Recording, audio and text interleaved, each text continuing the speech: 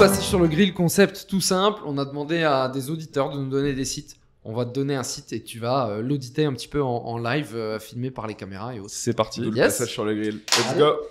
Allez, c'est parti, on va commencer l'analyse du site. Donc, l'analyse du site qui m'a été donnée, c'est MyUpSecLea. Donc, l'idée, c'est de pouvoir décortiquer tout ça. Donc, j'ai eu le site il n'y a pas très longtemps. Donc, l'objectif, c'est de regarder un petit peu les forces, les améliorations, on va dire, du site, d'essayer de checker, de donner une petite feuille de route assez rapidement. Pas trop rentrer dans le détail. L'idée aussi, c'est de ne pas trop utiliser aussi de tout l'externe. Donc là, je vais essentiellement focus sur le site, sur ce qui se passe sur le site, et de voir un peu comment on peut trouver des petits patterns, notamment en utilisant Google, quelques petits tricks, quelques petits outils aussi de navigateur, et donner une feuille de route. Et l'idée que ce soit vraiment actionnable, utilisable et aussi assez concret. Donc c'est parti. L'idée, c'est de regarder. Donc la première chose que je fais, c'est d'aller dans Google, de voir le nombre de pages indexées. Donc là, aujourd'hui, on voit qu'on est sur un site avec 270 résultats en moyenne. On voit qu'il y a une version, il semblerait qu'il y ait une version anglaise aussi. On va se le garder pour aller voir après. Donc on a donc le site sur l'économie circulaire, décarbonation, patrimoine immobilier. On parle un petit peu pour l'immobilier. On a quelques éléments de connexion aussi super intéressants. Je voudrais googler juste après. On a du lexique, ça a dû être travaillé peut-être pour la long tail. On va regarder tout ça. Ok.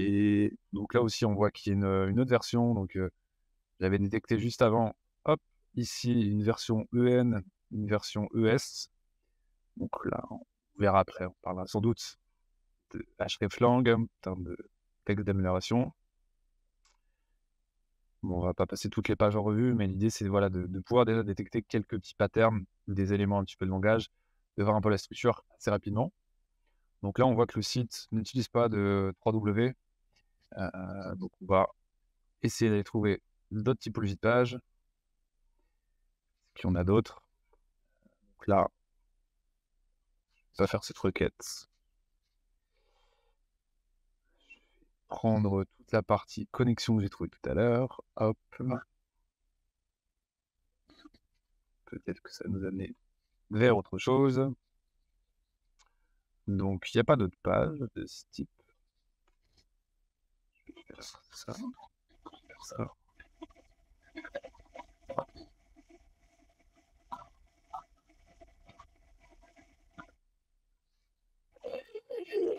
Donc, on n'a rien d'autre. Très bien. Très bien.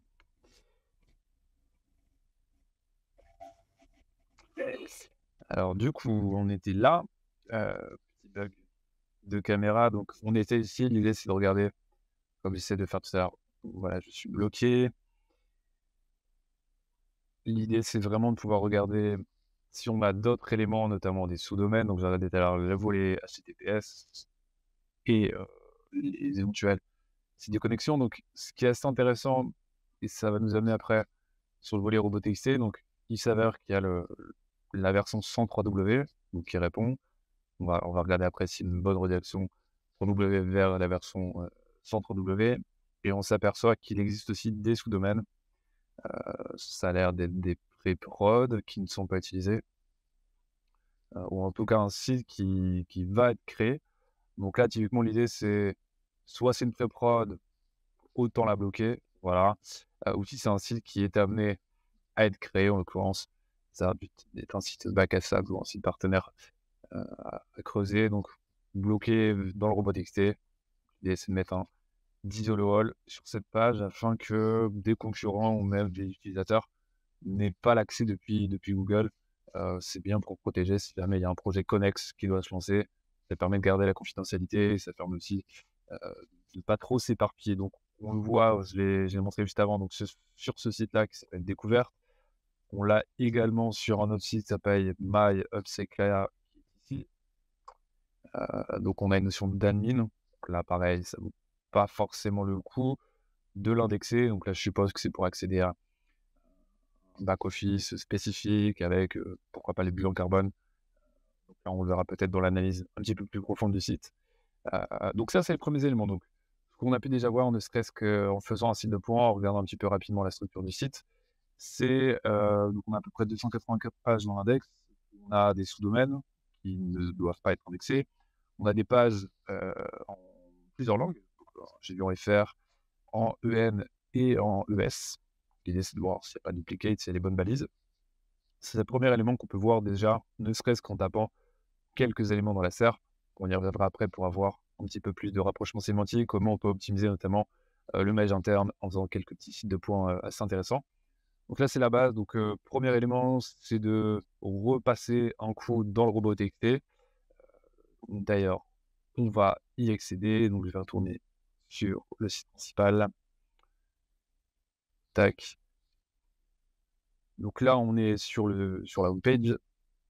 Donc là, ça aiguise un peu ma curiosité suite à ce qu'on s'est dit tout à l'heure, notamment par rapport à d'autres éléments. Donc là, on voit que le robot TXT semble être assez basique sur un format WordPress. Donc on a le sitemap qui était déclaré ici. Pas tout ça que je voulais faire. Qu'est-ce que l'on a dans le sitemap? Alors, le sitemap est déclaré dans le robot TXT. Il est inaccessible. Donc là, pareil, c'est encore une fausse piste qu'on donne à Google. Surtout que c'est l'un des premiers éléments qui va aller crawler le robot TXT, puis après le sitemap, puisqu'on lui indique le chemin. Donc l'idée, c'est voilà, de pouvoir remettre ça d'aplomb, surtout que j'ai vu que c'était un WordPress, donc on a la possibilité d'avoir pas mal de plugins simples et rapides à déployer sur du WordPress. Il y a du Yoast, il y a RankMath, il y en a plein qui existent sur la place, qui font largement le taf pour de l'administration dans un WordPress. Petit tips aussi, WPadmin, voilà, c'est un peu classique pour hacker les back-office. Si vous avez la possibilité de le changer également, c'est toujours un plus. Et slash Toto, c'est au back-office, peu importe, là, ça se modifie assez rapidement et ça permet d'éviter de se faire hacker son sa doc est disponible sur Internet. Il y a des experts en cybersécurité bien plus poussés que moi sur ce sujet-là, mais en tout cas, c'est faire des must-have aussi également sur sa partie protection, notamment sur un site WordPress. Allez, c'est parti, on va retourner sur la homepage. Donc là, la homepage, on voit qu'on est sur un logiciel de décarbonation. On va essayer de voir ce qui est présent dessus. Donc là, pareil, une petite vidéo. On va voir comment elle est encapsulée. À mon avis, c'est un embed de YouTube.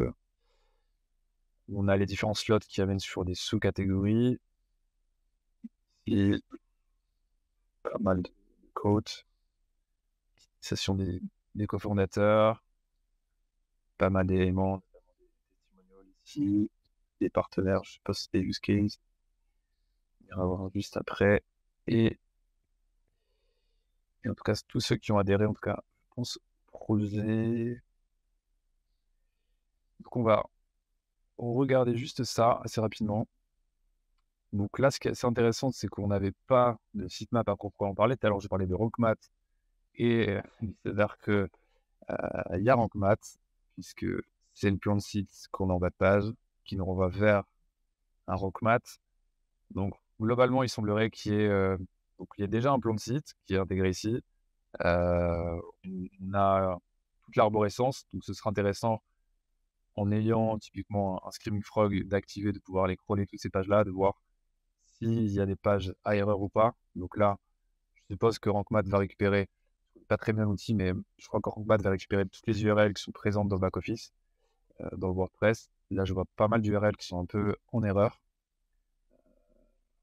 Non, c'est juste le nommage qui est pas parfait, mais en tout cas, on a les URL qui se trouvent ici. Donc c'est des pistes intéressantes. Google permet aussi, enfin, ça facilite la crawlabilité du site en mettant ça à disposition. N'hésitez pas, si vous avez la possibilité de modifier le robot TXT, de rajouter ce lien-là. C'est toujours très bien, surtout que la dernière modification commence à dater un petit peu. Et c'est de faire aussi un petit coup de refresh sur ce fichier-là. On va revenir une nouvelle fois sur la homepage. Donc une fois qu'on est sur la home page, donc on a vu un peu la structure du site dans sa globalité. Donc là, pareil, un méga menu. Donc des angles de méga menu qui sont pas très explicites, donc qui sont parlants puisque ça permet d'orienter par typologie de personnes qui recherchent sur le site. Donc à la vision de Upside pardon, les promesses, les offres avec les abonnements. OK, et ici, ça va être la partie lexique que l'on a vu tout à l'heure et la partie actualité. Dans le méga menu, on retrouve bien nos 2 éléments de langage que l'on a vu tout à l'heure, c'est-à-dire la partie EN et la partie ES et la partie FR. Donc une fois qu'on est sur la home page, voilà, il y a pas mal d'éléments. Moi, ce qui m'intéresse, c'est que dans le brief qu'on m'a donné, on m'a dit: «C'est de la décarbonation». Un truc tout bête, c'est regarder, on parle de décarbonation, on est sur la home page. On parle d'économie circulaire, j'ai vu que c'était un terme qui s'est repris aussi dans le title de la page. De voir concrètement combien de fois on retrouve ce wording dans la home page, qui est à mon sens la page de destination qu'on devait avoir, en tout cas sur cette partie-là. C'est vrai qu'on l'a qu'une seule fois, ce qui est un peu dommage. On pourrait augmenter justement la densité de ce mot-clé-là pour renforcer la notoriété et renforcer l'autorité surtout aux yeux de Google. Donc là, il y aurait peut-être aussi un travail de wording à faire. On va rentrer un petit peu plus après dans le détail, mais quelques petites pistes complémentaires. Une fois que je suis ici, on va regarder ce qui se passe d'un point de vue structure, balise hiérarchique. Pareil, donc là, on est sur la home. Petit plugin EdXMap nous dit qu'il n'y a sensiblement pas de H1 sur la page et on a un balisage qui est un peu anarchique. On a du H2, puis après du H5, puis on retourne après sur du H3. Bref, et surtout qu'il y a pas mal d'éléments qui sont balisés en HN qui, à mon sens, ne devraient pas l'être. Typiquement, toute la partie map qui est en bas. Je suppose que les HN ont été mis surtout pour le style et pas forcément pour un intérêt purement de hiérarchisation de pages dans le footer.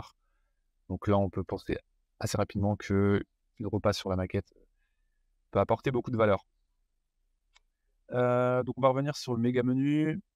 Donc une fois qu'on est ici, il est ce plugin ici. Donc une fois qu'on est sur le méga menu, on va essayer d'aller se balader un petit peu. Alors, bailleur social, est-ce que le title est bien renseigné?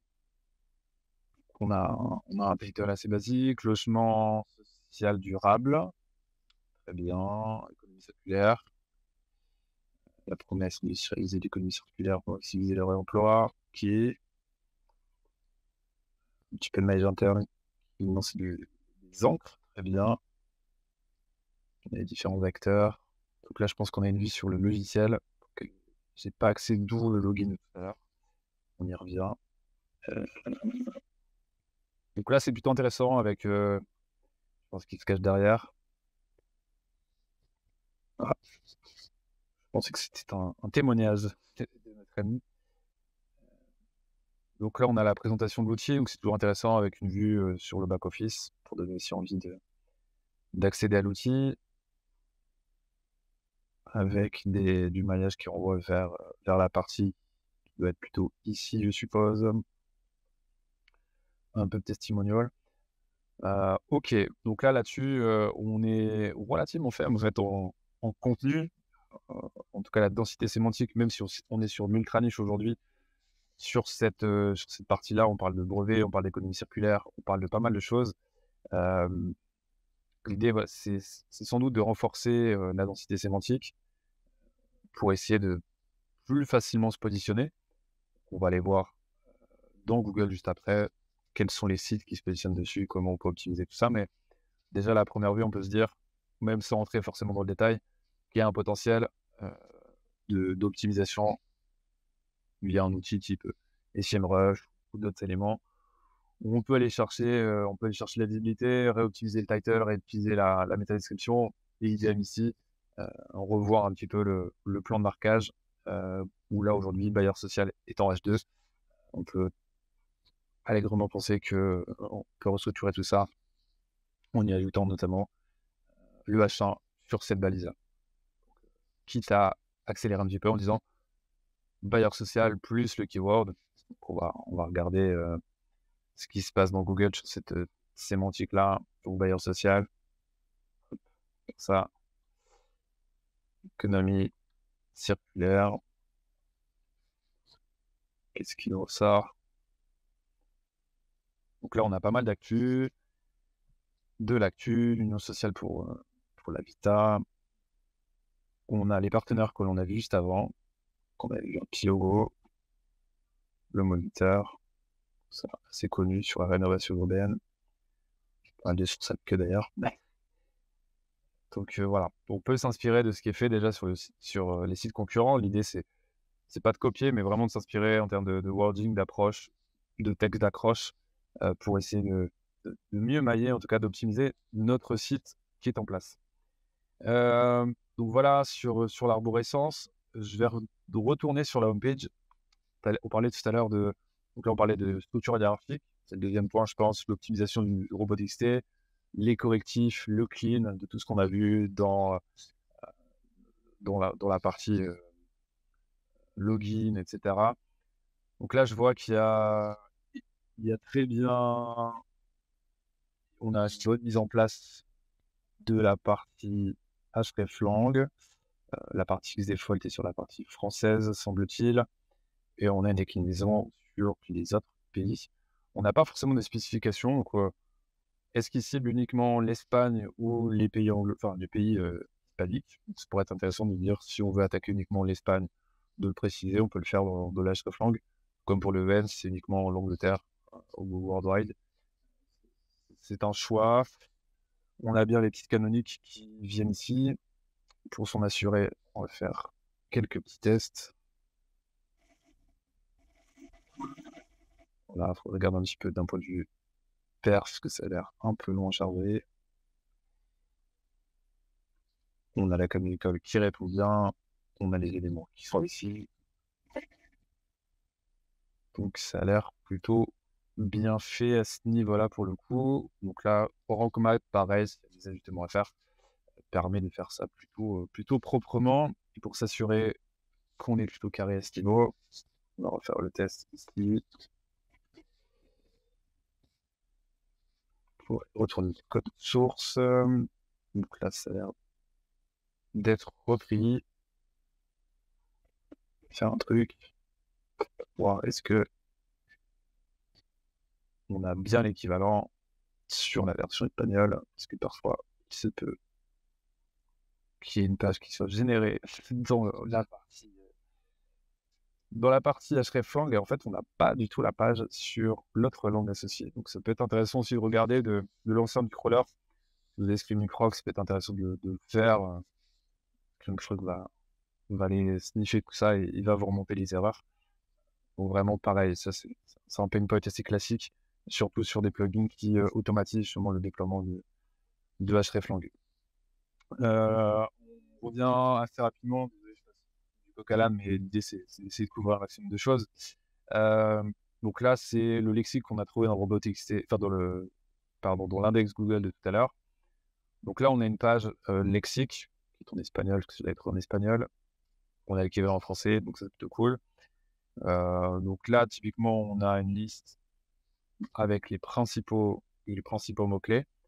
Ce qui peut être intéressant, c'est si on souhaite développer davantage ces sémantiques connexes pour justement asseoir le cocon, en tout cas le champ sémantique du site. Ça pourrait être intéressant d'avoir des pages vraiment dédiées qui étofferaient vraiment ce système-là.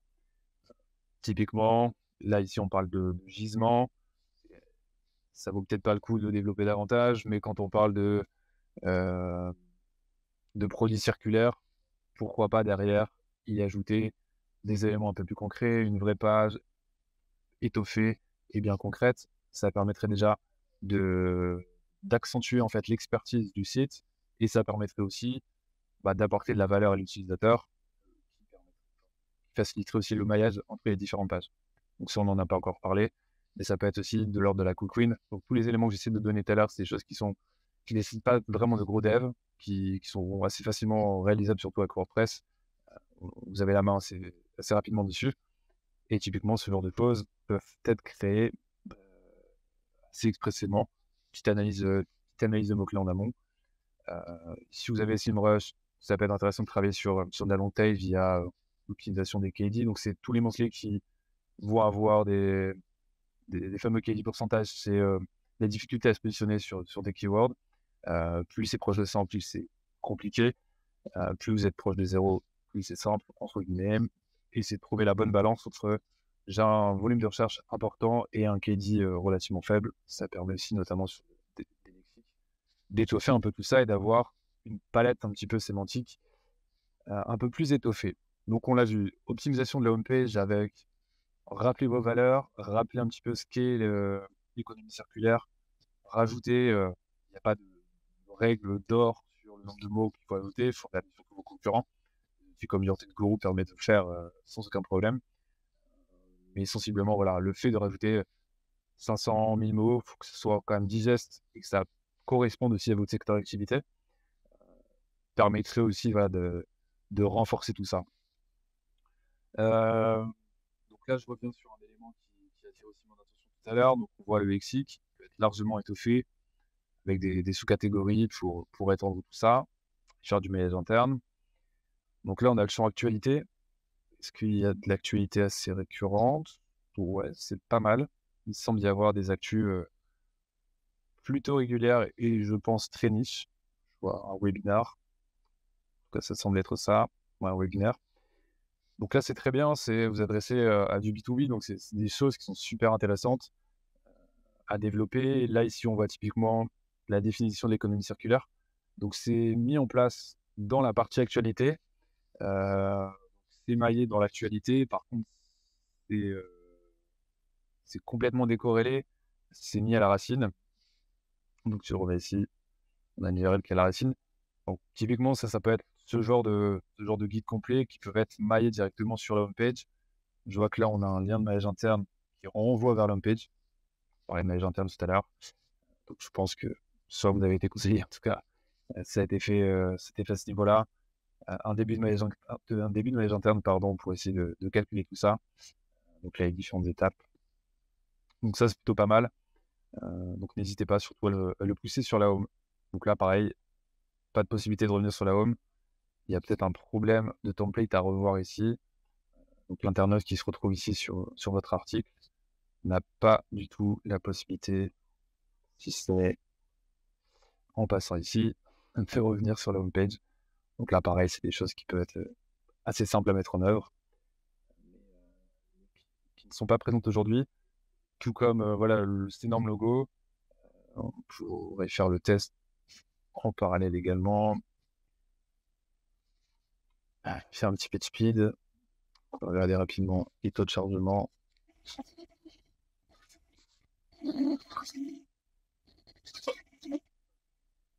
Donc sur WordPress, de toute façon, vous avez une palette très large qui vous donne la possibilité de connecter des plugins, unification de tout ce qui est JS, CSS, d'optimisation, de compression automatique, de tout ce qui va être visuel. Donc ça, franchement, ne vous en privez surtout pas. Je parle de sites là, mais c'est vraiment tous les autres sites. Donc là, on a des stats qui sont plutôt très très bonnes. Bon, c'est un site qui est assez léger, hein, donc il n'y a pas grand chose à faire. Mais on a une restitution qui est plutôt intéressante d'un point de vue de page speed, notamment sur mobile et sur desktop. Ouais, que la page est assez légère. Moi, je pense que sur cette page-là, en tout cas, c'est que mon point de vue, sur mobile, ça passe plutôt bien. On a le logo qui s'affiche, on a l'image, la ligne de flottaison nous permet déjà d'entamer le premier contenu. Par contre, on l'a vu sur desktop, en tout cas sur mon ordi, on avait principalement que le gros visuel. Ça peut être intéressant peut-être de réduire ce visuel-là ou d'adapter, de le conditionner en disant ok, on est sur desktop, peut-être l'image on la met plus bas, on valorise plutôt le H1, chose qui n'était pas forcément fait juste avant. Le temps passe super vite, ça fait déjà plus de 20 minutes que j'échange. Donc voilà, l'idée c'est on va juste faire un tour là-dedans, dans la partie offre. Donc là, ça va être très B2B. Il y a un peu de maillage qui a été fait aussi également. Donc c'est vraiment ce qu'il faut faire, c'est de maximiser vos contenus, de déployer au maximum vos produits, optimiser tout ce qui est title, meta description sur les basiques tout du moins. Et puis après,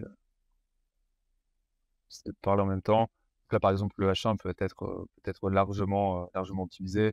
Dans le title, ça a été fait. Le H1 pas forcément, enfin, là, en l'occurrence, aujourd'hui, c'est en H2. En tout cas, il y a matière, il y a matière à aller encore plus loin, donc c'est plutôt très encourageant. Donc, pour essayer de résumer assez rapidement, parce que j'aurai pas l'occasion de faire le tour, c'est focus clean de l'index, repos TXT qui peut être challengé en bloquant certaines typologies de pages, comme on l'a vu tout à l'heure. Modification du chemin vers le sitemap qui est aujourd'hui en 4.4, réintégration et restructuration des balises hiérarchiques. On l'avait vu, il y a une optimisation assez rapide et simple des templates. Je pense qu'il n'y a pas trop de templates différents, en plus ça devrait aller relativement vite. De remettre en place sur ton H1 qui n'existe pas aujourd'hui, on a quasi que des H2 et des H3, des H5 qui viennent se greffer entre temps. Donc voici les premiers éléments. Par la suite, étendre un peu le champ sémantique sur vos grosses pages stratégiques. Donc la homepage, les différentes têtes de silo. Donc quand je parle de têtes de silo, ça va être toutes ces catégories-là, plutôt celle-ci, et aussi les offres. Je pense qu'il y a peut-être des choses à faire aussi, notamment sur la partie décarbonation. Donc voilà. Et sur la partie actualité et sur la partie lexique. Sur la partie lexique, développer davantage de contenu. Vraiment, je pense qu'il y a un boulevard, il y a pas mal de choses à faire.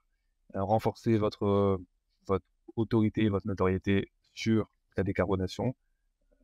Et appuyez-vous sur ces pages-là pour renforcer le maillage interne. On voit passeport circulaire, il y a plein de choses qui sont développables. Donc, vraiment, appuyez-vous là-dessus. Sur la partie actualité, pareil, il y a un rythme de publication qui est assez intéressant. Donc là, cette orientation que j'ai évoquée juste avant, trouver des angles plutôt pertinents sur des topics très précis semble avoir été pris. On le disait tout à l'heure, vocation, l'article à une semaine, on va voir ce que ça donne. Donc là, voilà, on remonte sur des sites concurrents. Idem, ça peut être super intéressant d'ajouter des tableaux. Donc là, globalement, on a un site concurrent qui est ici. Le site remonte donc via ce tableau-là. Donc c'est un tableau tout simple c'est un table classique qui reprend les émissions de gaz à effet de serre avec gaz à effet de serre sur la gauche, origine principale, des petits checkbox que l'on a ici. Et du coup, sur Google, on a ces éléments-là qui remontent. Donc c'est une description qui est aussi enrichie. Ça vous permet de gagner davantage de place dans la SERP et de fait de mettre vos concurrents à distance, de renforcer votre autorité. Ça donne envie de cliquer aussi également. Clairement, on voit ça, on a envie d'en savoir un petit peu plus. C'est un peu plus attrayant. Et on a les liens associés qui se trouvent juste en dessous. Donc ça, c'est vraiment des petits tips assez simples. Ça permet aussi de mieux structurer votre information. Et c'est très simple à mettre en œuvre avec un tableau. Je sais que sur WordPress, vous avez des possibilités de créer des tableaux assez facilement. Donc, c'est des choses que vous pouvez faire. Idem, ils le font ici. Donc, c'est un vrai plus pour l'utilisateur, mais c'est aussi un vrai intérêt pour Google, comme on l'a vu tout à l'heure. Donc, voilà. Et dans vos articles, la catégorisation est aussi assez intéressante et importante. Là, vous le voyez, ils sont dans la catégorie blog, réduire. Donc, je pense que c'est dans la réduction des gaz à effet de serre, typiquement. Et ils ont bien hiérarchisé tout ça. Donc là, c'est plutôt du guide contenu froid avec empreinte carbone qui permet de renvoyer vers le niveau par an. Ça pourrait être intéressant aussi pour vous de le faire. C'est relativement simple via les tags dans le WordPress. Donc là, on a un gros guide, un gros pavé. Et j'allais d'ailleurs en parler, la notion de livre blanc, je ne sais pas si ça s'inscrit dans votre business model, mais la partie livre blanc, certes, ça sort un petit peu du spec précieux, mais ça peut être intéressant pour générer du trafic, faire connaître votre marque en externe aussi également, de renforcer votre notoriété et donner envie aux gens de venir consommer l'info, l'actualité, et après d'aller sur votre site. Donc voilà un peu le tour d'horizon. Pas le temps de parler des autres éléments. On n'a pas forcément le tour du multilingue qui était en dessous, mais en tout cas, vous avez compris la chose. Il y a des balises hreflang qui sont dedans. Vraiment s'assurer qu'il y ait une vraie coordination entre la version FR, EN et la version espagnole, que l'une ne marche pas sur l'autre et que derrière, il y a toujours une URL qui répond bien en 200. Donc voilà, j'essaie synthétique, tenir un peu les délais qui m'ont été imposés, même si je pense que j'ai mangé le chronomètre. En tout cas, merci beaucoup et à très vite. Merci les gars, merci les amis hein, qui vont regarder la vidéo. Ouais. Puis on se dit à très vite. Hein. On se dit à très vite. Merci très beaucoup pour vite. l'invitation. Ciao à tous. Salut. Ciao. Ciao.